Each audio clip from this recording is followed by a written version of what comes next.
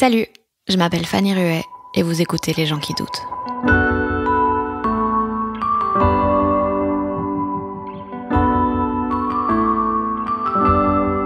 Je me suis dit, mais il n'y a pas de pourquoi je fais ça. Je fais ça parce que c'est la seule chose que je peux faire, dans laquelle je suis heureux. Je pourrais faire d'autres jobs, mais je serais pas content. Je sais qu'il y aurait ce truc dans ma tête et je serais pas heureux si je le faisais pas. Donc je préférais à un moment donné même être dans la merde, etc. et me dire, ben voilà, je fais ça. Et même ma mère me disait, mais arrête et tout, nanana. Je disais, mais je peux pas faire autre chose. C'est pas que je veux pas, c'est que je peux pas faire autre chose. Une fois que j'ai accepté le fait de me dire, gars, c'est ta passion. En fait, la scène, c'est ce que t'aimes. Le cinéma, c'est ce que t'aimes. Quand t'as ça dans ta tête, c'est impossible de retourner sur un autre taf. Impossible. Si je me retrouvais dans un bureau à faire des trucs rédac chef dans une agence de pub, je pense que je me serais flingué.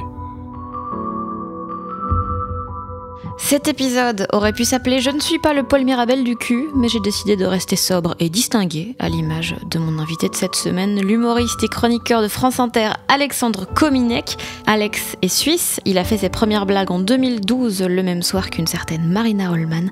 Et 5 ans plus tard, il a débarqué à Paris pour présenter son premier spectacle, Bâtard sensible, que j'ai pu voir il y a quelques semaines, et c'était complètement fou, c'était surprenant, à plein de moments, je me suis dit que c'était fabuleux qu'on puisse dire des trucs pareils sur scène, donc je vous le conseille grandement. Et dans la foulée de cette représentation, on s'est posé avec Alexandre dans les bureaux de l'Iconoclaste à Paris pour parler de plein de choses, de comment son personnage de scène a évolué, donc de comment il est passé de quelque chose d'assez consensuel à un style beaucoup plus brutal et sincère, d'où sont les limites en humour et de ce qu'on a déjà pu lui reprocher, de quand il a quitté ses études et qu'il s'est endetté pour venir à Paris où il a galéré pendant plusieurs années avant que ça ne commence à fonctionner, de pourquoi il est autant obsédé par le fait de vivre des choses et de sa peur du temps qui passe. J'espère que ça vous plaira. Il paraît que ta mère a fait Montreux avant toi. Ouais, elle a fait surtout un meilleur premier Montreux que moi. Ouais, parce qu'en fait, j'avais participé à un concours qui s'appelait Joke Nation à l'époque, que Guillermo Guise avait fait. Et chaque gagnant de pays francophone venait avec son parrain pour participer au gala. Et donc moi, mon parrain, c'était Thomas, Vizorek avait ramené Guy, et puis on était plusieurs comme ça. Et ma mère, vu que c'était mon premier gala à Montreux, je l'avais invité. Et il y a un humoriste australien qui faisait de l'absurde, un peu des trucs à la Chaplin, et qui choisissait quelqu'un au hasard pour participer à son numéro dans le public. Et évidemment, sur 1600 personnes, il tombe sur qui? Sur ma mère, qui se prend à l'impro et qui rentre dans son impro et qui en fait même trop. Mais donc, qui clairement a un applause à un moment donné. Et ce qui était fou, c'est qu'à la fin, il y a un mec qui vient signer une décharge pour les droits d'image ou un truc comme ça. Il dit, mec, tu te rends pas compte, c'est incroyable, la meuf du public, elle s'appelle comme toi. Je dis, c'est normal, c'est ma mère. Et à la fin, tout le monde disait bravo à ma mère, et moi, c'était cool pour une première.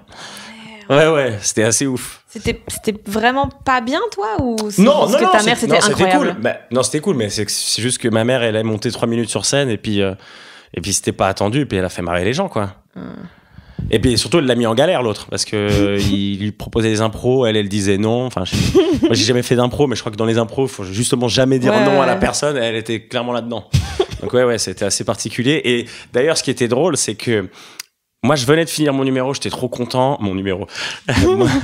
mon sketch, et je rentre en loge dans les cuisines avec les techniciens pour fumer une clope, boire une bière. Et il y a Thomas Wiesel qui vient dans la cuisine et qui me dit mec, il y a ta mère sur scène. Et moi, vraiment, réflexe, je dis ta gueule, fils de pute. Enfin, c'est une vanne. Ouais, toi, ta mère, elle est sur scène. Ouais. Toi, pareil. Merde. Et là, je regarde l'écran et je vois ma mère sur scène. Donc ouais, ma mère a fait Montreux, ouais. C'est assez ouf. Comment tu t'es retrouvé à faire du stand-up? Alors ça, c'est vraiment ma première scène. Je l'ai faite à cause ou grâce à des potes. En fait, en soirée, ils m'annoncent, on était en train de boire, on était en before, et ils m'annoncent qu'ils m'ont inscrit à un open stage à Genève, dans un bar que je connais très bien. Et moi, au début, je dis non, c'est mort et impossible, etc. Donc, ils m'ont dit, bon, t'as pas le choix, il y a à Lausanne. Donc, je suis allé à Lausanne pour essayer le truc quand même. Et c'est d'ailleurs le même jour... Que Marina, ouais. C'est assez ouf, on s'est rencontrés le même jour. Et elle avait un peu les mêmes raisons que moi, je crois. Qu'elle voulait pas jouer à Genève parce que voilà. Donc, elle a préféré bouger à Lausanne pour au cas où si on bide, c'est à Lausanne, quoi. Et j'ai lu que t'étais intéressé par ça depuis un petit temps et tout, mais t'osais pas trop essayer? Ouais, parce qu'en fait, je me trouvais pas. Enfin, c'est-à-dire pour moi, il y avait les professionnels et puis il y avait les gens qui étaient un peu marrants, mais je me trouvais pas légitime de le faire. Ouais. Je trouvais que soit t'étais une star, j'avais pas cette conscience de qu'en fait, avant d'arriver à faire un zénith, tu fais des petits trucs pourris et puis qu'en fait, c'est normal d'être pourri au début. Pour moi, les gens, c'était tout de suite des superstars. Et comme j'adorais Eli Kaku, etc., je voyais un mec qui jouait tellement de trucs et que moi, que j'avais pas du tout j'ai pas du tout le même talent et j'arrive pas à jouer autant de trucs. Toi, tu joues Carlos. Voilà, moi, j'ai 2-3 personnages à mon arc et puis donc ouais, je comprenais pas, mais finalement, j'y ai pris goût. Ouais. Et la première scène, c'était comment? C'était génial. Ouais, c'est ça le problème, c'est qu'en fait, je suis arrivé à ma première scène et je me rappellerai toute ma vie. Je vois des mecs qui avaient déjà fait quelques scènes avant. Et qui avait une confiance, ils couraient, ils faisaient les cons sur scène avec le micro, et moi je disais mais comment ils peuvent être aussi détendus quoi, je tremblais au bar. Et finalement j'arrive sur scène et je fais mes premières blagues et tout. Alors ce qui est marrant aussi, c'est que je dois l'avoir encore quelque part, ce premier sketch. C'est que je suis pas du tout le même personnage qu'au début quoi. Au début je ne bougeais pas quoi. J'étais vraiment, je faisais de l'humour noir. J'avais des blagues, tu vois, d'humour noir et machin. J'avais des punchlines comme ça, mais je bougeais pas. Mais je me rappelle que la première phrase que j'ai dite, j'ai eu un rire. Oh, ça m'a rendu ouf. Et après, ça s'est vraiment super bien passé. Et je suis sorti, je tremblais quoi. J'ai écrit à tous mes potes. Mais j'ai pas dormi. J'ai peut-être dormi 2 heures la nuit. C'est tellement j'étais excité, je voulais le dire à tout le monde. Et c'est d'ailleurs le même soir que j'ai rencontré aussi Thomas, qui à la fin, lui, était déjà là depuis 1 an, qui m'a vu et qui m'a dit avec grand enthousiasme, mec, c'était vraiment cool. Donc ouais, première scène comme ça. Première, super. Du coup, la deuxième était horrible. Deuxième bien aussi. Troisième, je me dis, bon bah vas-y, on fait du neuf. Et le classique. Ouais, et puis évidemment, vu qu'Alexandre il prend la confiance, il y a une meuf qui kiffe bien de venir le voir, qui vient avec une copine à elle, et puis Alexandre il prend un bide, mais un four. Et à la fin, je me rappelle, elle est partie, elle a fait genre elle m'a pas vu. Et... Oh non. Ouais, non, mais c'était terrible. Ça m'a bien remis les pieds sur terre, ouais. Oh wow. Ouais, mais voilà, il fallait écrire. Bon, après, c'est vrai qu'on avait tous tendance à écrire du neuf, enfin pas tous, mais vu qu'on jouait une fois par mois en Suisse, tu vois, une fois à Genève et une fois à Lausanne, dans les mêmes lieux. Moi, j'avais dans les mêmes lieux. Je parle de la Suisse, je reprends tout de suite l'accent, c'est fou. Et en fait, j'avais honte de revenir avec le même texte à chaque fois. Donc, on a accumulé plein de textes. Donc, en fait, j'ai eu un premier spectacle assez vite, mais qui n'était pas du tout travaillé. Et c'est en arrivant à Paris que j'ai vu des gens dire ah ouais, donc en fait les gens ils peuvent jouer les mêmes 10 minutes pendant 2 ans, d'accord. Plus Ouais, même plus, ouais. Même plus. Du coup, t'as eu une heure avant Bâtard Sensible? Oui. Ou t'en as eu plein, mais qui n'étaient pas vraiment des spectacles brandés. Voilà, j'ai eu un premier spectacle avec toutes mes premières blagues. Je crois qu'il manquait même 20 minutes, donc j'ai fait 20 minutes de nouveau dans le spectacle. Après, j'ai fait Bâtard Sensible, mais Bâtard Sensible, en fait, on avait gardé le titre, mais il a complètement changé. C'est-à-dire à 90%, c'est plus le même. Je l'avais en 2017, et après, j'ai changé parce que je parlais beaucoup de rupture, d'amour et tout machin. J'ai complètement changé le truc. Parce que je me suis en même temps aussi j'ai découvert un peu mon personnage, mon univers. J'ai trouvé mon clown. Et en fait, ça m'a changé toute mon écriture. Parce qu'au début, vraiment, je parlais, je bougeais pas beaucoup, je jouais pas. Et en découvrant, en fait, ce dans quoi j'étais le plus à l'aise, ça a changé tout mon répertoire de blagues.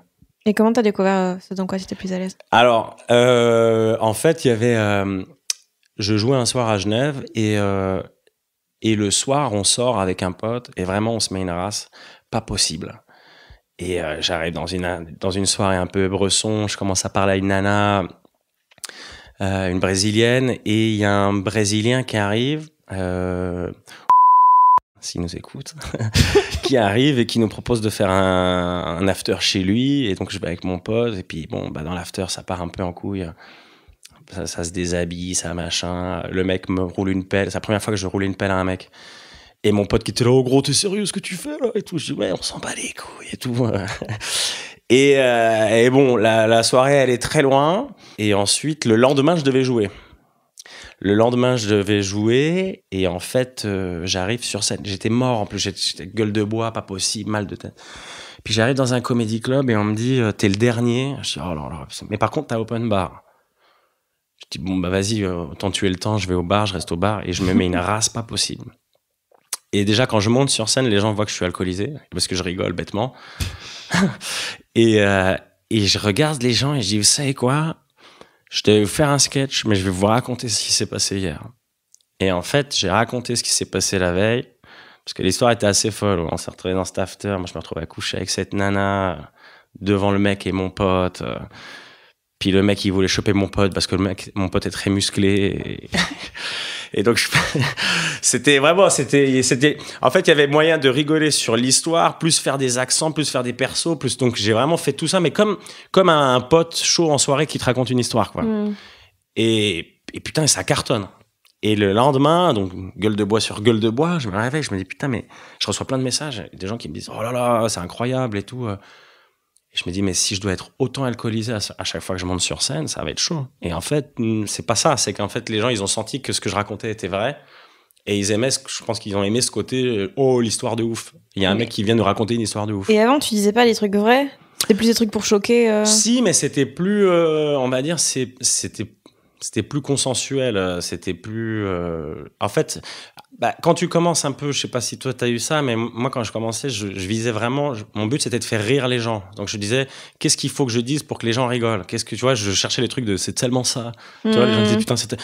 Et maintenant, en fait, je suis passé dans un c'est tellement ça, mais que les gens, ils osent pas le dire. Tu vois, donc je reçois souvent des messages après les spectacles où il y a des gens qui me disent putain, en fait, on a la même vie, machin, mais on n'ose pas en parler. Mais au début, c'est vrai qu'au début, oui, j'étais, tu vois, mon ex m'a largué, donc je faisais des blagues là-dessus, nanana. Un truc plus consensuel que de bouffer une chatte devant un gay et son pote, quoi. Tu vois, c'était fou. Je te jure, je me confie là, mais c'était fou, hein. C'était fou à un moment donné quand j'étais là avec la nana et que j'étais entre ses jambes et que derrière, j'entends mon pote qui dit touche-moi pas, parce qu'il parlait à l'autre qui essayait de le choper, quoi. Et après il était là, bon si c'est comme ça Alex, moi je me casse, hein. Et je me rappelle de la porte qui claque et moi j'ai fini par coucher avec cette fille qui était super et le lendemain on s'est fait réveiller par il nous a pressé un jus de pastèque avec ses cuisses. En plus, alors tu sais quoi, tu rigoles. En plus, il fait énormément de fitness. Je le croise de temps en temps à Genève et tout. Je l'adore. On est devenus très potes. Et il fait que des squats. Donc il a des cuisses et un boule, mais genre exceptionnel. Mais c'était fou cette histoire. Quand le mec, on est arrivé chez lui en 2 secondes, il s'est mis en string. Et puis il avait l'air très très heureux de nous voir. Donc, tu vois, quand tu arrives sur un plateau où il y a les gens qui te font des blagues sur, je vais caricaturer, mais le métro, truc, et puis toi, t'arrives, tu te dis, moi, hier, j'ai vu un mec en string qui bandait pendant que je bouffais la châtaigne d'une meuf. What the fuck? Donc après, je me dis, évidemment, c'est peut-être pas un créneau hyper populaire, mais c'est ce qui a touché les gens. Et en fait, c'est ce qui me fait le plus marrer aussi, c'est que je fais ce métier pour raconter des trucs qui me font rire à moi. Mais t'as dû... Parce qu'une fois que t'es sobre, ouais, il faut continuer à assumer ce que tu dis. Oui, c'est sûr. Ah de toute façon, tout ce que je dis, je l'assume. Là, je suis complètement sobre, hein, non, mais après, ce qui est marrant, c'est qu'il y a des gens, c'est vrai qu'il y a des gens, quand ils me voient sur scène, ils pensent que je suis comme ça vraiment tout le temps dans la vraie vie, genre méga intense, méga truc, mais... Et donc non, il y a quand même je fais quand même une part entre ce que je raconte sur scène, mais en fait, c'est libératoire. La scène, c'est comme si je confessais mes péchés. Donc je les confesse, on va dire de manière un peu rock'n'roll, et je me sens bien. Et après je suis vidé en fait à la fin des spectacles. Je suis vidé parce que j'ai beaucoup donné, mais aussi c'est parce que j'ai l'impression de m'être purgé, quoi, d'avoir avoué plein de trucs. Mais ça veut dire que les gens ne voient que la version de toi la plus zinzin. Je pense, ouais. C'est vrai. Ils ont pas une fausse image. Enfin, tu vois, je suppose que en 1 heure, tu racontes ce qui s'est passé sur genre 15 ans. Ouais. Donc ouais, ça donne l'impression que... Genre, par exemple, le fait que t'es hyper romantique, ça, je l'avais pas vu venir, quoi. Ouais, bon.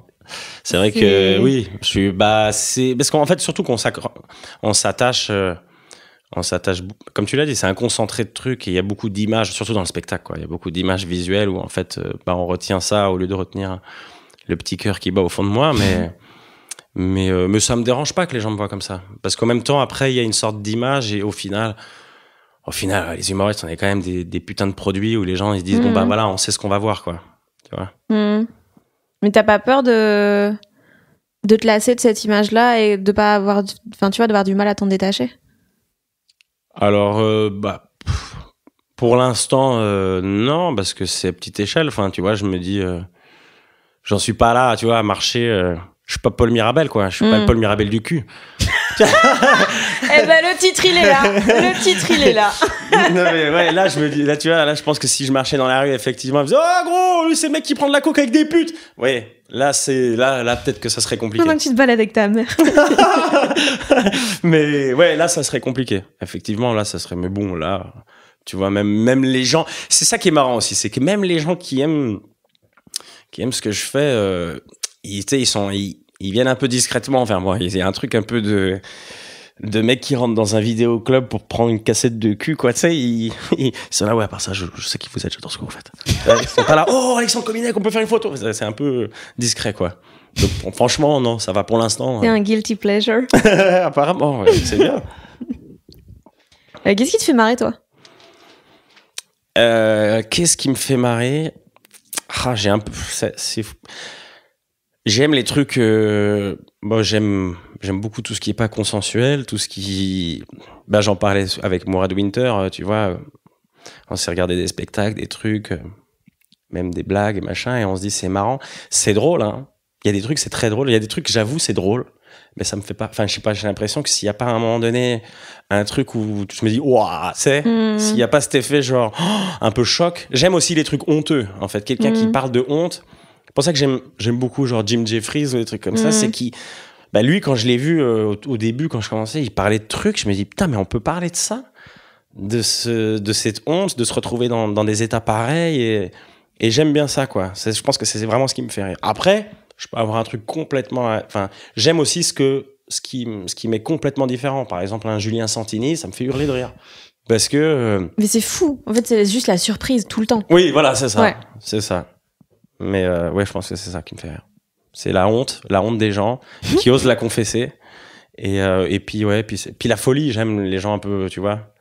Ils se posent pas la question de s'ils vont choquer, si les gens vont comprendre ce qu'il fait. Parce que Julien, par exemple, Santini, c'est vraiment pour moi le bon exemple de ça, quoi. C'est qu'il y a des gens, de temps en temps, ils se disent, mais quoi? Ouais. Et après 4 minutes, 5 minutes, ils partent en vrille parce qu'il y a que ça à faire. Ouais, sinon, c'est ça. C'est horrible. Sinon, ça va être très long. Ouais. Et toi, aussi, Thomas Wiesel m'a dit que t'étais encore plus blacklisté des soupers d'entreprise de Suisse que lui. Parce que des fois, tu faisais des blagues de ton spectacle à des quinquas qui étaient pas préparés. Ah ouais, oui, on avait eu ça. Et genre, des fois, les gens, s'ils rentrent pas dans ton délire, ça doit être horrible. Atroce. Ah, moi, c'est horrible. Mais en fait, c'est pour ça qu'aussi, c'est compliqué même de mettre... Bon, on a fait des plateaux, tu vois, des plateaux d'humour dans des repas d'entreprise. Donc, c'est vrai que si... Bah, Thomas, lui, c'est le boss, tu vois. Lui, c'est vraiment le GOAT là-dedans. Il arrive, en 15 minutes, il écrit 20 000 vannes sur l'entreprise.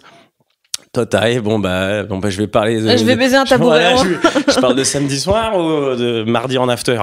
Et c'est vrai que, oui, il y a eu des incompréhensions totales. Mais après, ce qui est marrant, c'est que maintenant... Et je pense aussi grâce à la radio, mon public a vachement vieilli. C'est-à-dire que j'ai vraiment un public qui va de 25 à 65 ans.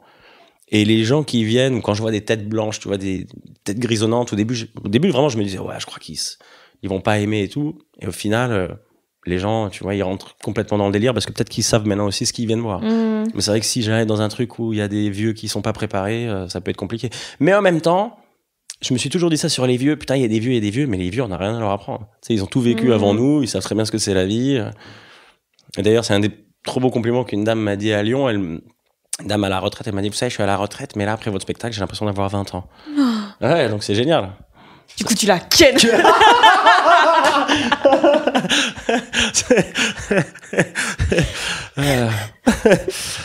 Ouais.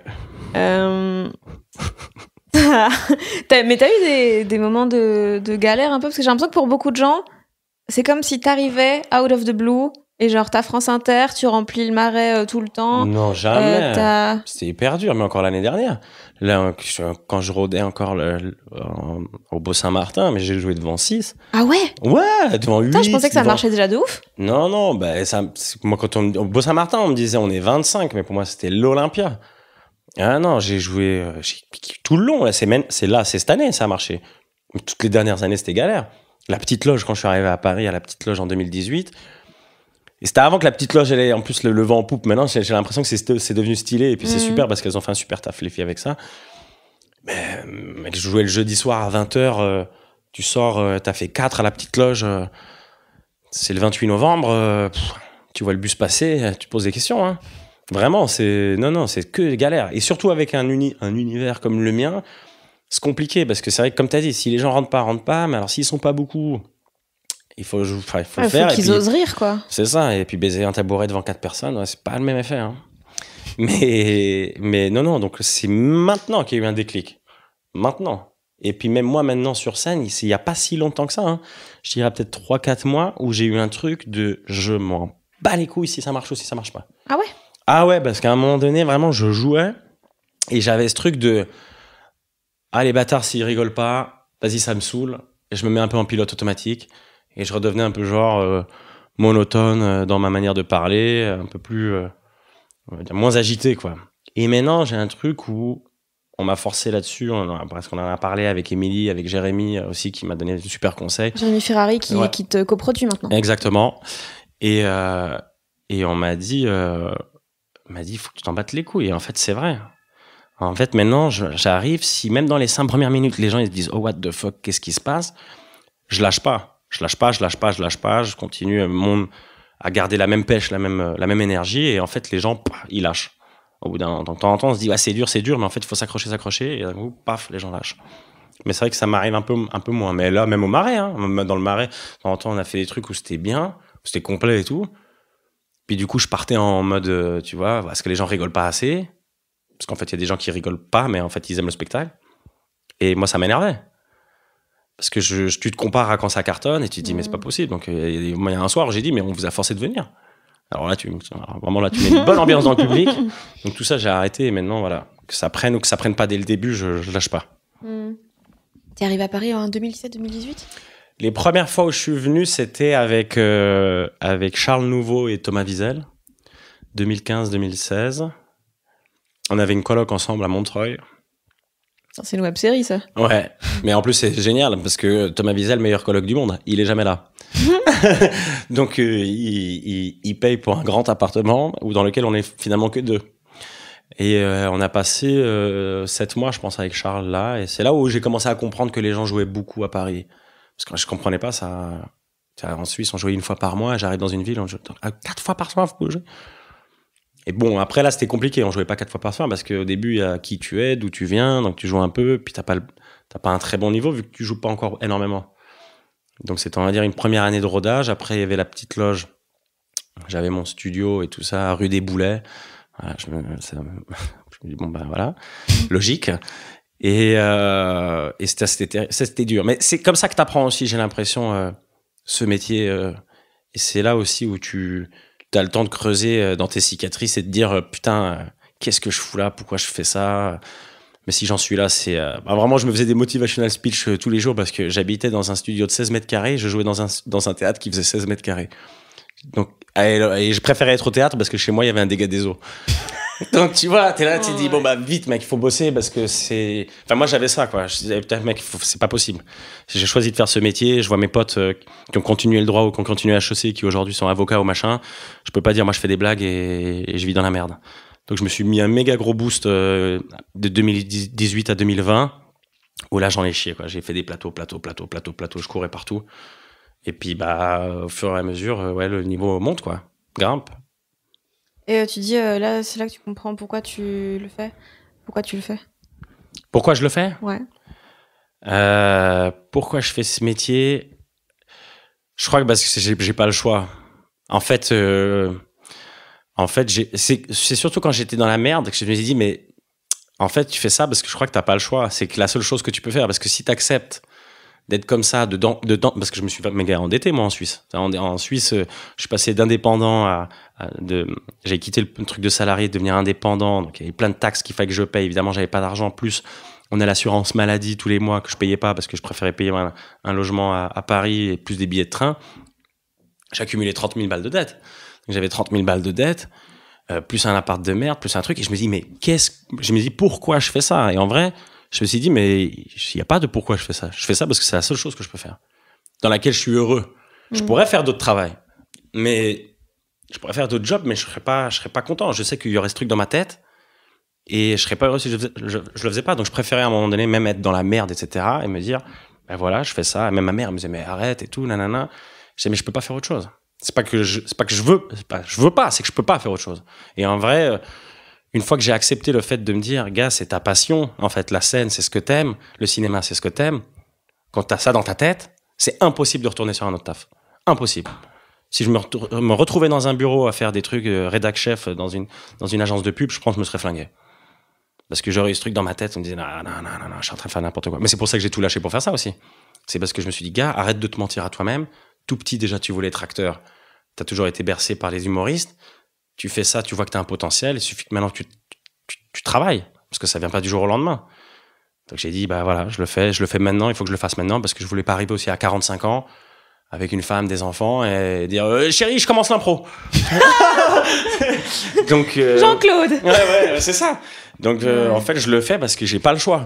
Je crois que c'est vraiment le seul truc que je peux faire. Bien, et pour être bien dans ma tête. Je peux faire plein de trucs, mais si je veux pas me mentir à moi-même, je pense que c'est la chose la plus importante dans la vie, c'est pas de se mentir à soi-même. C'est obligé. Je suis obligé d'être sur scène et essayer de faire ce que je fais aujourd'hui. Ouais. Et si un jour ça te plaît plus? Ah, c'est marrant. J'arrive pas à imaginer ça pour l'instant, parce que pour l'instant c'est tellement que du kiff. Mais après, il y a des moments où c'est, enfin, dans le processus, même il y a des moments où ça me fait chier. Hein. Mais ça dure quelques heures, peut-être un jour, 2 jours. Quand la chronique est passée, ça va. Voilà, c'est ça. Genre le mardi soir, je déteste ma vie. C'est ça. Et puis le mercredi, 12h30, ça va. Exact. Mais c'est vrai que je me suis jamais demandé si tout ça, je sais pas. Parce qu'en fait, en plus, on a, je trouve, un métier qui est tellement... il y a tellement pas de routine. C'est-à-dire que même si tu as l'habitude de prendre le train, là en tournée par exemple, je dis, je suis toujours dans un train, je disais, je suis toujours dans un train, mais en fait, je suis pas toujours dans un train dans la même direction. Et c'est ça qui est marrant. Marc Lévy ici. Genre, je me suis préparé, les amis, on m'a dit, je fais un podcast, il faut que je me prépare. J'ai mes petites notes avec moi. Non, mais c'est vrai, je me suis dit ça. Je me suis dit, en vrai, c'est de la chance, quoi. Alors, il y a un petit côté commercial où tu vas de ville en ville pour essayer de vendre ton truc. Mais je trouve que c'est marrant parce que tu rencontres plein de gens. C'est pas les mêmes tronches, c'est pas les mêmes accueils, c'est pas la même bouffe, c'est pas les mêmes restos. Donc, c'est quand même un truc hyper plaisant. Tu vois? Et je pense qu'avoir un truc routinier... Par contre, moi, voilà, au contraire, je parlais de ça avec un pote. J'ai un pote, lui, tu lui casses sa routine, mais il se flingue, quoi. Si tous les jours de la semaine, il fait pas son truc comme ça, il est mort. Je pense que nous, c'est impossible de... T'as pas quand même des petits points de chute? Des petits trucs où... Des fois, quand genre t'as une grosse semaine et tu te dis, ok, ça, j'en ai besoin. C'est le truc que je fais souvent, ça me rassure, je me sens bien.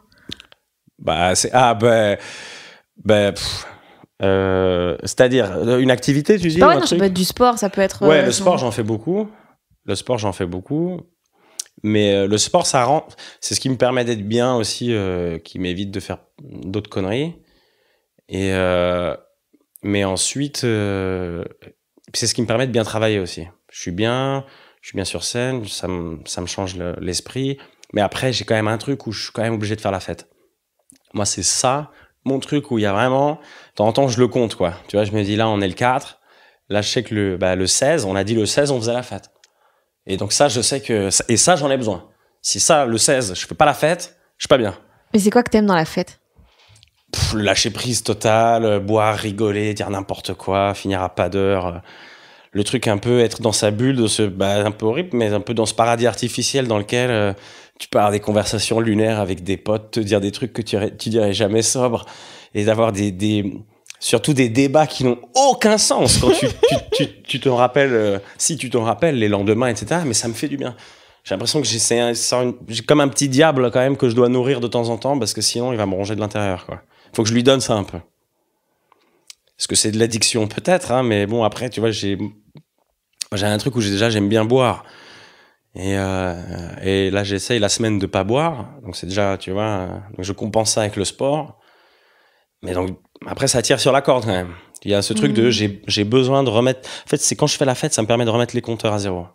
Je m'en remets difficilement, je me remets en bonne santé et après, c'est un peu une boucle que je fais comme ça. Mais c'est une récompense, quoi. C'est une friandise. C'est une friandise que je donne à mon diable. La fête. Ouais. C'est marrant parce que tu compenses l'alcool par le sport alors que ça n'apporte pas du tout les mêmes choses, j'ai l'impression. Alors, non, mais il y a un état quand même d'euphorie dans le sport qui est... Tu fais quoi, basket? Non, je fais beaucoup je fais du cross-training. Oh là là, je fais des mélanges de muscu, de crossfit. Là, je me suis mis au paddle aussi avec des potes. De temps en temps du foot. Mais ça me fait du bien, ouais. En fait, le fait parce que je pense qu'il y a ce truc aussi où, comme avec l'alcool et les drogues ou n'importe, tu fais vivre quand même un truc intense à ton corps. Bah, le sport, c'est pareil. Et puis moi, quand je sors vraiment d'une séance de sport, je suis comme shooté, quoi. Et je suis bien. Et je pense que c'est d'ailleurs pour ça que les gens tombent accro à des crossfit ou des trucs comme ça. C'est parce que ils deviennent fous de cet état. Et alors, le mieux, c'est quand tu fais du sport juste avant de faire la fête. Ça, c'est le top du top. Parce que déjà, tu te sens pas guilty de faire de la merde. Mais en plus, t'arrives à l'apéro, tu pètes la forme. Ça, c'est vraiment mon truc préféré. Faire du sport et ensuite aller me défoncer la gueule. Ça n'a aucun sens. Je pense que pour la récupération, c'est très mauvais, mais c'est mon truc préféré. Ok. Ton petit diable, il est musclé en plus. Ouais, il commence à être gainé, ouais. Et niveau écriture, tu bosses comment? Est-ce que t'as un peu justement des routines que t'essayes d'avoir ou... Alors, non, j'ai pour la radio. Parce que t'as pas le choix. Ouais, la radio. Et la radio, quand je sais un peu ce qu'il y a, etc., je m'y prends à l'avance. Parce que mais j'écris petit à petit, quoi. J'essaie de trouver un angle ou j'essaie de trouver, tu vois, des vannes après vannes. Parce que si je me mets d'une traite devant un texte, le problème, c'est que de temps en temps, je peux partir dans des prismes où si j'ai pas relu, oula, attention. Donc, j'essaie de m'y mettre un peu à l'avance. Et puis, je sais pas, j'ai l'impression moi, j'arrive pas à me mettre devant un ordi et dire, allez, je vais écrire. J'ai l'impression que c'est un truc qui tourne comme ça, quoi. Je peux avoir une idée, d'un coup, les notes, tu vois, sur l'iPhone, on est tous blindés de notes, quoi. C'est ta. Et ça, après, je retranscris. Et pour la scène, par exemple, je me dis, je vais raconter cette histoire. J'ai 3 vannes, 4 vannes. Ça, c'est la chute. Et après, je laisse la scène parler aussi. Je suis obligé de me laisser genre t'improvises. Je suis un peu, ouais. Je me mets parce que quand je suis en état d'autodéfense comme ça, où je sens qu'il faut faire rire, de temps en temps, il y a de la spontanéité qui me permet de trouver des trucs que j'aurais jamais trouvé devant un ordi. Et surtout en matière de jeu, j'ai des scènes de jeu dans mon spectacle que j'aurais jamais trouvé en écrivant le truc. C'est la scène qui m'a aidé à trouver ça. Parce que là, tu te dis, c'est marrant si je shoot là-dedans, si je fais ça, si je me traîne par terre. Ça, c'est des trucs. Jamais devant l'ordi, je me mettrais, entre parenthèses, se traîner par terre. Entre parenthèses, rire. Entre parenthèses, applause. On connaît des gens qui écrivent comme ça. Moi, presque. Moi, les didascalies, je les mets, ouais. Ah, tu sais qu'il y a rire, non, je mets pas rire et applause, mais je mets les gestes que je dois faire. Oui. Mais une fois, moi, j'étais tombé sur un texte, c'était quelqu'un, il y avait marqué rire, c'était marqué rire, et j'étais là, c'est marrant. Ça, c'est chaud, C'est drôle de se dire que là, c'est un rire. Très présomptueux. Ouais. Toi, tu sais quand un truc va être marrant ou non, toujours? J'ai un grand problème avec ça. Il y a des trucs dans lesquels je suis convaincu. Il y a des trucs, ça, je me dis, ça, c'est sûr, c'est drôle. Mais il y a beaucoup de choses, de temps en temps, je me dis, ça, c'est marrant. Tu vois, il y a beaucoup de trucs où je me dis, les gens rigolent à ça, je m'attends pas. J'ai un mauvais radar humoristique. Et c'est ça, con. C'est très con. C'est très, très con. C'est très, très con parce que du coup, ça prend beaucoup de temps. Mais c'est pour ça aussi que j'ai besoin d'aller tout de suite sur scène. Pour que je sache, c'est le public qui m'aide à trouver le curseur de ce qui est marrant, ce qui est pas marrant. Parce que si je mets que ce qui est marrant, déjà moi, ça va être Bresson. Mais le public m'aide. Et c'est vrai que la dernière fois, je me dis, putain, c'est quand même... Enfin, je relis des chroniques ou des trucs comme ça. Et les gens rigolent à des trucs. Je me dis, mais c'est... Ah bon, ça, c'est drôle? Bah oui, c'est méga drôle. Et c'est vrai que c'est con. Je me dis, putain, tu fais un métier quand même, ça serait bien de savoir ce qui est marrant, ce qui est pas marrant. T'es un gars Bresson? Non, mais c'est dans l'humour. Enfin, si je pouvais vraiment faire que des trucs horribles, je pense que je serais cancel en 2 secondes. Hein. Je t'avoue, j'aurais pas pensé que t'allais tenir jusqu'ici. Non, mais tu lâches une phrase là-dessus dans ton spectacle, c'est que tu peux pas faire de capta. Ben, alors, c'est-à-dire qu'on peut pas faire de... On peut pas prendre 2 minutes de mon spectacle pour les mettre comme ça sur Internet. C'est pas possible de faire ça. Parce que si on n'est pas dans le bain, sorti du contexte, Tu es nazi. Je suis mort. Nazi, tout. Je suis tout. Mais c'est ce qui fait aussi que les gens rigolent. C'est parce qu'en fait, je suis autant ça que ça, que ça, que ça, que ça. Donc au final, c'est sûr, il va aller en enfer, mais il était drôle. Mais c'est, ouais, carrément, je le sais. Et puis en fait, comme c'est en plus, déjà mes passages, ils sont longs. C'est quand même des histoires. C'est des grandes histoires, ouais. Des grandes histoires. Donc en fait, si tu enlèves 2 minutes, ça n'a plus aucun sens. Et t'as déjà eu peur d'avoir dit un truc où ça allait trop loin et les gens, ils allaient pas capter Non, j'ai déjà été surpris par des gens qui m'ont dit ouais, alors ça. Et après, je me suis dit peut-être que je l'ai mal dit parce que c'est pas ce que je veux dire. Mais sinon, non, j'ai jamais eu peur de, tu vois. Après, c'est souvent les retours, tu vois, quand on m'a dit, j'ai eu des trucs, oui, alors ça, c'est l'apologie du viol, alors que tu vois, j'étais pas du tout, c'était pas du tout mon but, quoi, de faire l'apologie. Enfin, je suis pas là pour faire l'apologie du viol, c'est quand même, je suis là pour faire des blagues. Et puis, en fait, mon but était justement de parler de ça et de montrer à quel point c'est ridicule, à quel point un mec, il peut être ridicule dans une situation. À aucun moment, on me sort des trucs de viol. J'avais eu cette histoire sur moi, un sketch où je dis, laisse-moi rentrer juste 10 fois à une meuf. Et je le dis au mec, on dit pas ça, machin, hein. J'ai un violeur, il te demande pas déjà si il peut rentrer juste 10 fois. Et ce qui est drôle, c'est qu'on me reprenait là-dessus. Les gens qui avaient vu le spectacle, ceux qui ont vu le spectacle, rarement ils me disent ça parce que. Mais il y avait des gens qui étaient venus voir le spectacle et avec qui j'avais parlé ensuite, qui m'avaient dit ouais, c'est le machin, l'apologie du viol. Donc on a eu toute cette discussion là-dessus. Et derrière, par contre, quand il y a un mec en soirée qui me retourne de force et qui m'embrasse, ça, le consentement, on s'en bat les couilles. C'est-à-dire que mon consentement à moi, mais si c'est l'autre, tu vois. Et ça, c'est intéressant aussi de voir tout de suite pourquoi on veut tout de suite accuser quelqu'un. Tu vois, et on regarde pas aussi si peut-être lui aussi, il a eu des soucis. Donc c'est intéressant. Donc, au final, je m'en bats les couilles. Je fais ce que j'aime. J'ai l'impression que je dis pas des choses. Tu vois, je suis pas là pour soutenir un discours haineux. Je suis là pour qu'on passe un bon moment sur des histoires qui me sont arrivées, des histoires dans lesquelles je me tourne moi au ridicule. Donc s'il y a eu une personne vraiment à plaindre là-dedans, c'est moi, c'est pas les autres. Fair enough. Voilà. Il y a tout un fil rouge dans le spectacle avec le fait de vivre des choses et des fois se retrouver dans des situations complètement absurdes et tout. Ça vient d'où ce truc ? Ça vient d'où ce besoin de absolument de vivre ? Ouais, de vivre des trucs. Je pense que c'est un mélange. À mon avis, hein, je vais pas chez le psy, je consulte pas, mais je pense qu'il doit y avoir un truc avec mes parents où mon père a vécu énormément de choses, a vécu peut-être 34 vies dans sa vie, tu vois.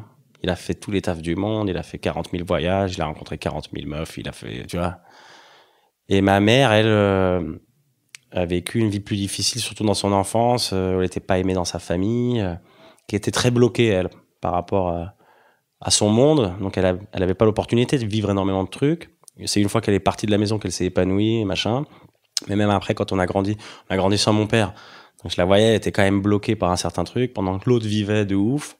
Donc j'avais ce truc où je disais, il y en a un qui s'amuse quand même, elle qui galère.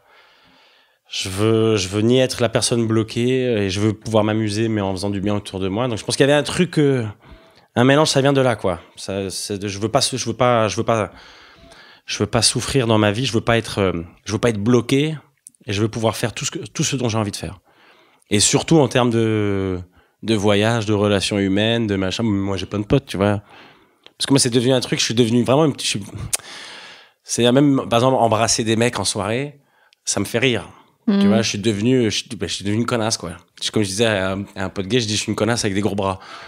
Parce que, comme t'as des copines comme ça, bourrées, qui s'embrassent en soirée, moi, j'ai commencé à faire ça avec des potes gays. Et puis, j'ai des potes à moi qui me disent, mais qu'est-ce qu'on s'en bat les couilles, on sait pas. Et puis même, à un moment donné, je franchis un peu le pas dans un truc un peu en after, je sentais que ça allait, tu vois, j'aurais pu aller un peu plus loin, et puis finalement, mais il y avait ce truc de savoir, est-ce que, tu vois, est-ce que je peux vraiment désirer un homme ou machin. Donc, je me laisse porter par ça, tu vois. Je me dis pas, non, c'est pas bien parce qu'on m'a dit que, tu vois, j'irai en enfer ou parce que c'est pas comme ça. On sait pas. Et en plus, les temps changent. Donc, en fait, à 20 ans, ce que je faisais à 20 ans, je le fais plus à 30 et je faisais des trucs à 30 que je faisais pas à 20. Et donc, je trouve qu'on est en constante évolution. Donc, je me refuse rien pour savoir si est-ce que mes goûts ont changé aussi, tu vois. Parce que c'est même, je me disais, quand on parlait de sexe avec des potes, et un pote, il me disait, toi, c'est sûr, tu vas finir avec des mecs, des trans, des trucs. Et je dis, franchement, j'en sais rien. Je dis, mais la vérité, baiser 20 ans en missionnaire, je pense pas. Hein. La levrette, c'est marrant un moment, mais tu vois, est-ce qu'il y aura pas après des objets qui vont rentrer en compte? Là, je dérive sur le huc, mais c'est vrai que j'ai ce besoin de vivre des choses parce que ça va tellement vite aussi. Putain de merde, tu vois. Je parlais de ça avec Émilie, notre productrice. Et hier, c'est marrant, hier, on parlait de ça. Elle me dit, et dire que je t'ai vu au Sentier des Halles il y a quoi, 8 ans, 7 ans, tu vois. Et j'ai dit, putain, c'est déjà il y a 7 ans, quoi. Et j'ai un peu cette peur, moi. Et ça passe trop vite. Oh, je te jure, ça me fait tellement peur. Ça me fait tellement peur. Rien que là, maintenant, avec il y a Facebook, il y a les souvenirs. Moi, je vais sur Facebook que pour ça. Pour les commentaires des gens, sur des articles au hasard, parce que ça me fait rire, les gens sont fous. Et les souvenirs. Waouh, quand tu vois ta tête. Et là, je vois que je commence à avoir des pas de doigts, tu vois, et je vois sur les photos, je dis, regarde, c'est lisse, là. Non, mais vraiment. Et je me dis, putain, je me rappelle comme si c'était hier, quoi. Des statuts Facebook, tu te dis, oh là là, j'ai pensé comme ça il y a 10 ans. Allez, supprimer vite. Mais ça va tellement vite. Donc, je pense que j'ai ce besoin aussi de vivre des choses parce que le monde, c'est cliché, mais ça passe trop vite. Ça passe trop vite et on se rend pas compte, quoi. Comme le truc avec les summer body, par exemple. Tu vois, là, je parlais de ça aujourd'hui. Les gens qui se mettent au summer body maintenant, tu vois. C'est mort. C'est mort. Ça sert à rien, là. Je vous le dis, si vous écoutez, si ça sort maintenant, c'est fini. Fallait prendre, et ça va vite. Moi, j'ai commencé une diète en janvier. J'ai pas l'impression, tu vois. Et donc, quand tu réalises tout ça, à quel point tout va trop vite, moi, j'ai peur. Et c'est pour ça que j'ai besoin de faire la fête aussi. Parce que si je fais pas la fête, je me dis, et je suis en train de kiffer où là-dedans? Alors, le travail, c'est un kiff, certes. Mais d'un côté, la fête, ça compresse le temps. Si t'es sous, il y a 4 heures, t'as l'impression que c'est 2 minutes. Oui, ouais, c'est vrai. Ouais. Mais ouais, je sais pas. Mais mais la fête, c'est aussi dans le sens retrouver ses potes, tu vois, prendre le temps de voir les gens que t'aimes. C'est pas seulement, quand je dis que je fais la fête, c'est pas genre, il faut que je me défonce. Tu vois, c'est vraiment retrouver des gens que j'ai pas vus depuis un moment. Là, c'était quoi, vendredi dernier, on a fait une bouffe avec des potes à Genève. C'est des amis que j'ai depuis 20 ans, plus de 20 ans, certains. Et chacun a des gosses, chacun a un travail, machin. Donc, tu sais, il faut s'organiser entre moi qui ai la tournée, l'autre qui est machin, l'autre qui a une semaine sur 2 parce que c'est déjà la merde. Mais quand on s'est retrouvés, mais c'est le feu. Enfin, tu vois, on est genre, et tout le monde est sobre et tout, mais pour moi, c'est ça la fête déjà, de retrouver des gens et de se dire, j'espère qu'on aura l'occasion de se revoir plus souvent parce que ça va trop vite. Si on va faire des retrouvailles à chaque fois tous les 2 ans ou les machins, et en même temps, ça va tellement vite que 2 ans plus tard, je les reverrai, quoi. Mais donc, oui, vivre des choses parce que, je sais pas, le temps, j'ai l'impression que c'est vraiment un compte à rebours violent, quoi. Moi, j'ai peur. Je sais pas toi, mais moi, j'ai peur du temps qui passe. Moi, je pense que je me rends pas encore trop compte. Ah ouais. Je vois maintenant à quel point tout passe vite et je sais plus, je pense que c'est dans une série, dans Ted Lasso que j'entendais ça. Quand t'es petit, le temps paraît plus long parce que genre 1 an, c'est 1/9 de ta vie. Tandis que maintenant, c'est 1/30. C'est vrai. Ça m'a un peu c'est vrai, hein. foutu le cafard. C'est vrai, ça. Et maintenant, ouais, je vois à quel point tout s'accélère et tout, mais j'ai pas encore trop peur parce qu'il y a des choses, je vois pas comment je pourrais aller plus vite. Mais là, t'as quel âge, toi? 28. Eh ben, c'est marrant. Tu sais, ça, c'est un âge dans lequel moi, je suis bloqué. Pourquoi? Je sais pas. J'ai 33 ans, mais pour moi, j'ai 28 ans. Parce que, je sais pas, il y a un truc où j'ai pas réussi à passer le palier. Et surtout que j'ai pas vu tout ça venir, quoi. Les 33, 31, 32. Quand? Et c'est horrible. Et on m'a dit, c'est connu, on dit, plus tu vieillis, plus ça va vite. Mais c'est abusé. C'est abusé, c'est-à-dire que là, à la fin de l'année, j'ai 34. What the fuck? Ça fait peur. Et je te jure que je suis bloqué à 28. Je me rappelle de mon anniversaire de mes 28 ans. Le thème, c'était Narcos. Tout le monde était habillé en narcotrafiquant. On avait fait des faritas et des machins. Évidemment, évidemment. Voilà, des moustaches, hein, de l'accent partout. Voilà, vraiment une soirée woke. Et je me rappelle ça. Et tu sais que c'est vraiment un des derniers anniversaires qui m'a... C'est pour ça que je pense que je suis marqué à ça. C'est parce que le reste, après les anniversaires, je m'en fiche un peu. Même mes 30 ans, je sais même plus ce que j'ai fait à mes 30 ans. Et 28 ans, c'est une belle année. 28, moi j'ai adoré, ouais. Je sais pas, je trouve que c'était bien. Je trouve que c'est... T'as fait quoi? Pourquoi? À 28 ans. Enfin, c'était... Ah, c'était cool parce que je jouais... on jouait avec Thomas Wiesel. On avait chacun notre spectacle. En parallèle, on jouait avec Thomas Wiesel dans une revue à Genève. C'est un spectacle cabaret qui mélange sketch, chanson et dans laquelle ils avaient mis 10 minutes de stand-up. Ah bah, d'ailleurs,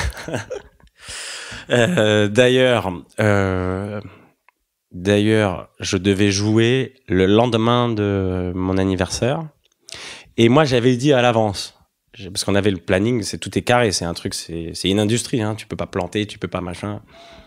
Et j'ai dit, quand on reçoit les dates en début septembre, j'ai dit, les gars, 21 novembre, je peux pas, c'est mon anniversaire la veille, franchement, je vous le dis, je vais pas être bien, en plus le dimanche, tu joues à 16h.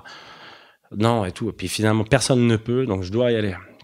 J'y suis allé dans un état, j'ai pas dormi. T'es en after, là? Un after. J'étais à 14h30 dans un after. Et un pote me dit, Alex, mais t'as pas un spectacle?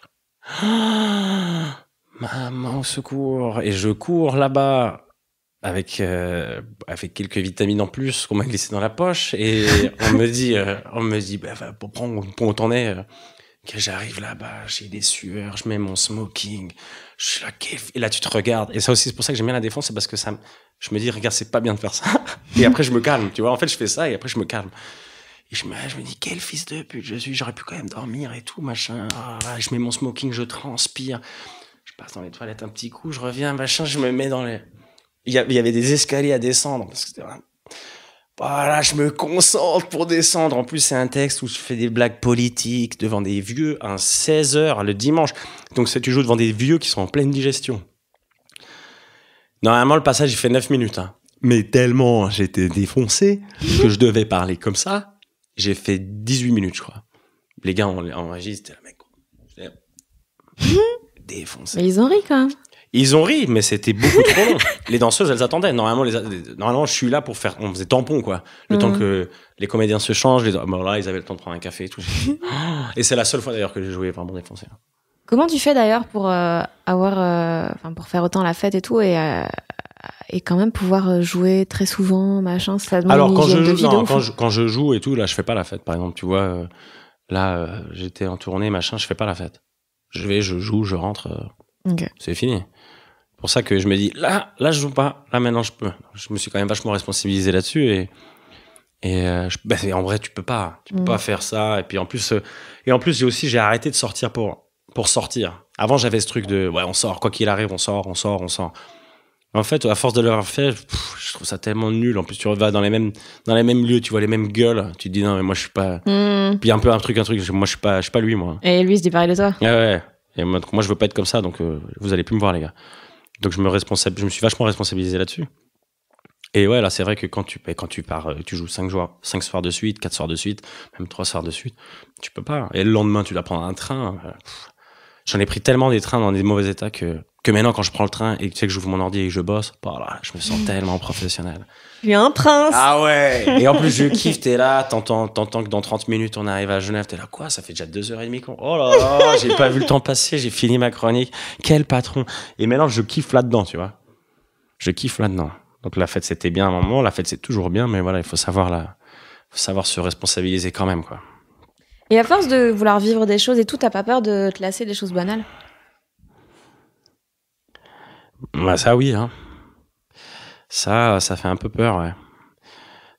Mais c'est pour ça que je sais pas, mais je me suis dit... Bah après, banal, c'est dans quel sens, banal? La vie de tous les jours, comme ça? C'est pas, ouais, juste, et tu passes la soirée chez toi, t'es comme, putain, j'ai rien à faire, qu'est-ce que je fais? Tu peux plus apprécier juste être avec des gens normaux. Mais non, ouais, mais tu vois. Je sors pas qu'avec des gremlins et des démons. Non, mais hein, des gens genre calmes, oui, tu vois, ou juste, vas-y, on est posé, on se fait un non, mais ça dîner, fait du bien, justement, parce que tu vois, Bah, si je faisais ça tous les soirs, je deviendrais fou. Mais tu vois, si un soir je vais dîner chez des amis qui sont calmes et posés et tout, ça me fait plaisir. Mais après, c'est, j'ai pas la peur d'une vie banale. J'ai la peur, surtout avec le temps qui passe. J'ai la peur de devenir vieux d'un coup. Et parce qu'en fait, je me vois vieux, mais j'arrive pas à imaginer le cadre autour de moi. Tu vois, genre je me vois les cheveux grisonnants et tout ça, mais j'arrive pas à voir dans quoi je suis. Si je suis dans un studio, si je suis dans un appart, si je suis dans une maison, et ça m'angoisse un peu. Ouais. Donc je me lasse pas. J'ai pas cette peur de la vie machin, mais j'ai la peur de où ça va me mener. Et t'as peur de manquer quoi? Je sais pas. L'argent, j'ai peur. J'aimerais gagner beaucoup d'argent. Ça, je le cache pas. Parce qu'aussi, quand t'as eu un manque d'argent, y a des gens qui me disent ouais, mais c'est pas tout. Ouais. Non, mais ça t'apporte la sécurité pour pouvoir kiffer le reste. Bien sûr. Moi, j'ai vu ça avec ma mère. J'ai commencé à travailler très jeune. Dès que j'ai pu, à 16 ans, à l'âge légal en Suisse, 16 ans, je bossais. Côté des cours, je faisais du ménage. Après, j'étais vendeur. Après, j'étais machin tout le temps à côté des cours. Donc, t'es obligé. Ça, c'est une de mes peurs dans la vie, c'est de manquer d'argent. Et en même temps, j'adore flamber, putain, tu vois. Et ça, c'est mon putain de côté tunisien. Ça, c'est le côté du père. Et le côté sage, c'est le côté de ma mère, quoi. Donc, je suis un peu un mélange de ces deux où je dis, ouais, il faut quand même que tu prévois. Tu flambes dans quoi?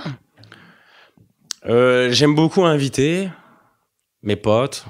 Après, je peux avoir des petits caprices, quoi. Des petits trucs je m'attendais pas. Je me dis, si je rentrais chez Gucci. Juste pour jeter un œil, tu vois. Et après, tu testes un truc, tu dis, ah, c'est cher, mais c'est quand même, je comprends pourquoi c'est cher, tu vois. Et alors, autant maintenant, par exemple, les sapes, j'étais pas du tout comme ça, hein, mais je commence un peu plus à aimer les habits. Et alors, surtout, je déteste tout ce qui est, les Zara, les trucs machin, j'y vais plus. Ouais, la fast fashion. Ah, ça, je vais plus du tout. Donc, tu vois, maintenant, même je me dis, ok, tu claques, mais je préfère mettre, tu vois, allez, je vais mettre 800 balles dans un truc. Mais au moins, voilà, je sais que ça a été fait en Italie ou en France ou machin. Mais c'est vrai que la fast fashion, Zara, tout ça, je peux plus mettre les pieds, quoi. Ça m'a tellement dégoûté, tous ces reportages que j'ai vus et tout ça. J'ai dit, là, c'est très grave, en fait, si j'ai vu. Et je trouve ça fou, hein. Toujours aujourd'hui que les gens aillent normal. Ouais. Je trouve ça fou. Surtout pour des trucs qu'on va jeter. Ouais, qui vont durer. C'est ça qui est horrible. Donc non, je peux claquer là-dedans. Ouais, je peux claquer là-dedans. Je peux claquer les restos. J'ai ce putain de truc de mon père. Ouais. J'invite, quoi. C'est des trucs tu te prends pour un seigneur. Mais ouais, j'aime bien. Après, je suis pas un grand claqueur, mais quand je claque, ça claque. Tu vois, il y a des gens qui vont se dire, d'ailleurs, il y a des gens qui vont se dire, ouais, t'es un ouf, mais en fait, ils se rendent pas compte qu'ils ont claqué 100 balles là, 150 balles là. Moi, c'est clair que d'un coup, je peux mettre 1000 balles, parce qu'on a fait un resto, que j'ai invité mes potes, et qu'après, on est sorti, j'ai payé une bouteille. Mais voilà, c'est 1000 balles, et puis c'est 1000 balles, et puis pendant 3 semaines, je vais rien gaspiller, tu vois. Alors que eux, en 3 semaines, ils ont racheté 3 t-shirts, une paire de baskets, machin, donc voilà. T'as confiance en toi aujourd'hui? Un peu plus, ouais. Un peu plus. Mais j'ai pas une grande confiance. Enfin, je suis pas un mec très confiant. Je dirais même peut-être que je suis timide. Mais parce qu'on me voit sur scène comme ça, très confiant. Mais en vrai, tu vois, même quand j'arrive devant des gens que je ne connais pas, je suis pas du tout le mec qui fait le malin, qui fait des vannes. Il y a des gens comme ça. Je trouve ça très fort. D'arriver sans complexe, de parler, machin. Si je connais pas les gens, en fait, je suis tellement observateur au début que j'ouvre pas ma gueule, mais après, je sais pas si c'est un manque de confiance. Aujourd'hui, j'ai un peu plus confiance parce que déjà, j'ai payé mes dettes, parce que j'ai des gens qui me disent que c'est super ce que je fais, et parce que j'ai un retour des gens qui me donnent confiance en moi, ouais. Et je pense que j'avais besoin de ça aussi, d'un truc où on me dit, mec, c'est bien ce que tu fais. Parce que moi, ma mère, par exemple, m'a jamais dit ça. Parce qu'elle vient d'une famille où elle était délaissée complètement, donc même là, c'était quoi la dernière fois que je l'ai vue, je lui ai dit, bon, bah, j'y vais, elle me fait, bon, bah, on me fait la bise, parce qu'elle a un accent polonais. Mais elle le dit en rigolant, parce qu'elle l'a jamais fait ça. Donc elle me fait la bise et elle rigole. Elle dit, oui, parce que je vois, tu fais la bise avec tout le monde, bon, bah, là, il faut qu'on fasse la bise, nous aussi. Mais elle m'a jamais, tu vois, pour être là, elle est fière. Ma mère, elle est fière de moi maintenant. Mais aussi, j'étais un con au lycée, au collège et tout ça. Donc mon comportement un peu crapuleux, plus le manque d'empathie. Et ça aussi, j'ai un manque d'empathie. Je pense que c'est aussi de ma mère, tu vois, les gens qui me parlent de leurs problèmes ou machin. C'est pour ça qu'en vrai, je te dis, je fais jamais de podcast, etc. C'est parce que écouter les problèmes des gens, alors je m'en bats les couilles. Et là, si vous écoutez, vous dites, oh, bah, c'est le con. Bah ouais, ben voilà. Je le fais parce que c'est Fanny, c'est une pote, c'est ma pote. Et parce que le podcast est super, mais il paraît. Mais. je m'attendais, je me disais, c'est bien les mythos. Mais ouais, bah, bien sûr. Non, mais parce que je te jure, moi, j'ai un truc. Ma mère, elle a jamais eu ça, quoi. Ma mère, c'était, tu sais, j'avais un problème. C'était, ferme la gueule et avance, tu vois. Tu sais, tu fais ton truc. Tu as des problèmes, t'en auras toute ta vie, hein. Si là t'as un problème, faut pas t'arrêter là, hein. Faut continuer. Le problème c'est que c'est pas une bonne méthode parce qu'après les problèmes ça reste dans la tête et après t'as beaucoup de trucs où au bout d'un moment en fait il y a plein de choses que t'as pas réglées au bon moment et là tu craques. Là tu peux avoir des trucs où Putain, je pensais pas du tout que c'était comme ça avec ta mère. Moi j'avais l'impression que vous étiez hyper fusionnel parce que quand t'as dit confinement, je suis retournée à Genève, je l'ai vécu avec ma mère. ouais. Je m'attendais à ce que du coup vous soyez. Non, mais là maintenant, oui, mais maintenant on a un truc de presque de pote quoi. On est, c'est ma mère, hein, c'est sûr, c'est la personne que j'aime le plus au monde. Mais c'est vrai que quand je comparais déjà à l'époque, quand je voyais mes potes, comment leur maman était et comment ma maman était, c'est fou, tu vois. Moi j'avais mon pote portugais, sa mère, c'est l'amour sur terre quoi. J'arrivais, elle me proposait tout de suite des croque-monsieur. Et tu veux du coca et ça, machin, ça va, comment ça va, maman, comment ça va. Ma mère, c'était, vas-y, ok, bon, ferme la porte. Tu sais, rien à foutre. Rien à foutre de mes amis, de mes machins. Après, elle est comme ça, mais en fait, quand elle s'intéresse vraiment aux gens, elle devient elle s'attache très vite. Genre, j'ai un cercle d'amis à moi, elle les adore, quoi. Mais pour qu'elle dise, je t'adore, tu peux pas attendre longtemps. Je pense que j'ai attendu 31 ans, ouais. 31 ans. Maintenant que t'es genre tout casé et tout, est-ce que raconter les dingueries que t'as fait dans le spectacle, il n'y a pas un peu une dissonance avec qui tu es et qui tu aspires à être? Non, parce que les gens ne savent pas. Et puis les gens, même s'ils se disent peut-être qu'il est casé ou il est machin, mais en fait on n'en sait pas. Peut-être qu'il est casé, mais peut-être qu'il est libre. Peut-être qu'il est, tu vois. Donc en fait, puis surtout avec ce que je raconte, les gens à la fin ils se disent ça se trouve il est casé mais en fait il fait ce qu'il veut dans sa vie et puis ça se trouve c'est comme ça les termes et voilà et c'est ça le contrat et il y a rien à respecter. Donc en fait non, je m'étais posé la question mais en fait je me suis dit non parce que comme je parle du HUC à 360 degrés et que on se dit que ça pourrait être possible quoi, tu vois, que je sois complètement libre et free, ouais. Libre et free. Et free. Oh là là. À l'international. Quel mec. Stand-up ou cinéma, tu choisis le cinéma? C'est compliqué. C'est compliqué parce que c'est deux trucs que j'adore, mais le cinéma. En fait, le cinéma, c'est mon vrai rêve d'enfant et que je n'ai pas encore, que j'ai pas encore vraiment réalisé, tu vois. Donc je pense que c'est le fait que je l'ai pas réalisé ou que j'en fasse pas qui fait que je choisis cinéma parce que c'est comme c'est la femme mariée quoi. Voilà, ouais, c'est ça, c'est ça. C'est comme voilà, le truc de et mais je sais pas, le stand, je pourrais jamais m'en séparer parce que c'est quand même fou d'arriver devant des gens que tu ne connais pas, de raconter tes conneries, que les gens rigolent. Enfin, j'en reviens toujours pas. Tu vois, même à force de répéter le spectacle, t'entends, tu joues le quatrième fois de suite dans la semaine, tu retournes au théâtre, tu te remets tes blagues, de ma bite, c'est tout. Et en fait, t'arrives sur scène, t'oublies ce truc de répétition parce que les rires, c'est pas les mêmes. Puis cette dose d'amour que t'as en direct, que tu n'as pas au cinéma, ça, Donc je pense que oui, le cinéma, c'est parce que c'est un fantasme. Et qu'est-ce que t'aimes là-dedans? Dans le cinéma? Ouais. J'ai tellement aimé de films que je pense que ce que j'aime... Parce qu'en vrai, c'est chiant, hein, les tournages que tu fais et tout. T'attends plus que tu tournes. T'as des horaires pas possibles pour le peu que tu tournes. Ce que j'aime là-dedans... Je sais pas ce que j'aime là-dedans. Je crois que c'est parce que ça fait partie de ce truc de rêve depuis tout petit. Tu vois, j'étais fan d'acteurs américains, gaulés. comme des dieux. Parce que bon, je regardais Rocky Balboa, j'adorais ça. Mais donc je pense qu'il y a un fantasme d'arriver à ce niveau-là, de se dire toi-même, oh regarde, tu fais du cinéma un peu comme ceux que t'admirais à l'époque. Mais après en rendu, je sais pas parce que je déteste me regarder. Donc c'est bizarre. Je pense en fait je ferai des films. Si un jour je fais des films, et je sais même pas si j'arriverai à, tu vois. Genre le court-métrage avec Marina, je l'ai regardé, mais genre j'ai... il était top, hein. Ouais, Putain, l'histoire était super et la réelle était ouf, mais c'est vrai que c'est dur à regarder, hein. Enfin, moi, je sais pas toi, mais moi, j'ai vraiment du mal à encore m'entendre. Au début, on a de la peine à s'entendre, m'entendre, maintenant, je peux.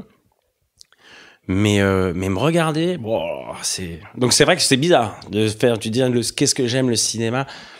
Je sais pas, mais je trouve qu'un bon film, en fait, c'est surtout le fait, tu regardes un bon film, il y a quand même un truc, tu sors, t'es content, quoi. Tu te dis, waouh, c'est beau qu'on puisse raconter ça. Là, j'ai eu ça avec, c'était quoi, avec L'Innocent. Je sais pas si tu l'as vu, le film de Louis Garrel. C'est un film réalisé tout simplement, ça se voit qu'il n'y a pas un gros budget, je pense, derrière. Putain, tu le finis, t'es bien, quoi. Tu sais, t'es content, il y a du rire, il y a de l'émotion, il y a un truc que tu n'as pas forcément dans un spectacle d'humour, tu vois. Donc je pense que c'est ça, c'est le chercher aussi d'autres émotions, parce qu'attention, si je veux faire du cinéma, je veux pas faire des comédies, je veux pas faire que de la comédie. T'es pas frustré des fois de devoir faire rire les gens dès que tu parles, vu que ton métier c'est toujours ça? Ouais, ça c'est lourd. Ça, en fait, tu sais plus trop après comment doser le curseur. Là, comme quand t'es invité sur des plateaux télé ou des trucs comme ça, tu sais pas trop. Et en temps, je déteste les gens que tu sens qui sont là pour faire des blagues, des blagues. Donc ouais. Après, le pire, c'est, mais en fait, t'es pas si marrant que ça, quoi. Ouais. Alors ça, c'est le pire, c'est dans la vie privée, quoi. C'est quand on dit, en fait, t'es pas marrant, tu dis, mais ferme ta gueule, t'as payé. Ouais, c'est ça. Tu payes, je te fais des blagues. Donc oui, être le bouffon un peu de service. Ah, allez, il y a Alex qui arrive, il va nous faire marrer, alors que t'as pas du tout, en fait. Non. C'est quoi dont t'es le plus fier? Le truc dont je suis le plus fier, je sais pas. Je dirais moi, je pense. Franchement, hein. Parce que je pense. Moi, dans le sens de tout ce que j'ai fait. Parce que les gens se rendent pas compte. Ils se rendent pas compte des sacrifices qu'on peut faire. Ça peut paraître présomptueux, hein, mais je m'en bats les couilles. Je vous dis vraiment ce que j'ai sur le cœur. Le fait de se dire, je me lance là-dedans. J'accumule des pressions, des dettes. Je rends pas forcément les gens hyper heureux. Autour de moi, il y a plein de gens qui disent, mais gars, il y a des millions de personnes qui veulent faire ça. Qu'est-ce que tu fais? Bla, bla, bla. Et là, quand ça commence à maintenant un petit peu à remplir et tout, tu vois des gens qui sont là, mais de toute façon, gars, c'était sûr. Ah, les fils de pute. Ah ouais, ben franchement, je t'ai dit, parce que là, j'ai eu ça récemment, donc je peux te dire, ouais, c'est le parcours. Je suis pas fier de moi, je suis fier de mon parcours. Voilà, le parcours que j'ai fait, je peux en être très fier. Je suis très fier de ça, je suis très fier de travailler avec l'équipe avec laquelle je travaille. C'est fou, tu vois, quand on me parlait d'Émilie, tu vois, Émilie, je l'ai connue, pour moi, c'était la grande productrice, tu vois, machin, nanana. Ferrari qui remplit des zéniths, des trucs, et qui a monté son truc avec son associé, une boîte de dingue et tout, machin. Je me dis, bah maintenant, je bosse avec des gens comme ça, bah, je suis fier de ça aussi, quoi. Tu vois, c'est ouf. À un moment donné, je me suis dit, gars, c'est ouf. Donc, surtout vous maintenant, ne foire pas. Donc, c'est une nouvelle étape que tu arrives. C'est ça qui est aussi drôle. Et c'est pour ça que c'est un métier intéressant. C'est qu'on fait plein de trucs pour arriver à un certain niveau. Et après, à un certain niveau, bah, il faut pas foirer, il faut montrer tes preuves. Et puis, en plus, ce niveau, tu as vite envie de le dépasser aussi. Donc, il y a un truc un peu... C'est ça qui est bien, c'est que t'as toujours des nouvelles aventures, des nouvelles galères, des nouveaux trucs qui rend ce métier tellement pas lassant. Et c'est ça qui est excitant, quoi. Mais c'est vrai que c'est intense, émotionnellement, financièrement, physiquement. C'est pour ça que le petit monstre, au fond de moi, je suis obligé de le nourrir de temps en temps. Il faut qu'il prenne sa dose et puis et après, je suis reparti en piste. Voilà. Merci Alex. Merci à toi, Fedi.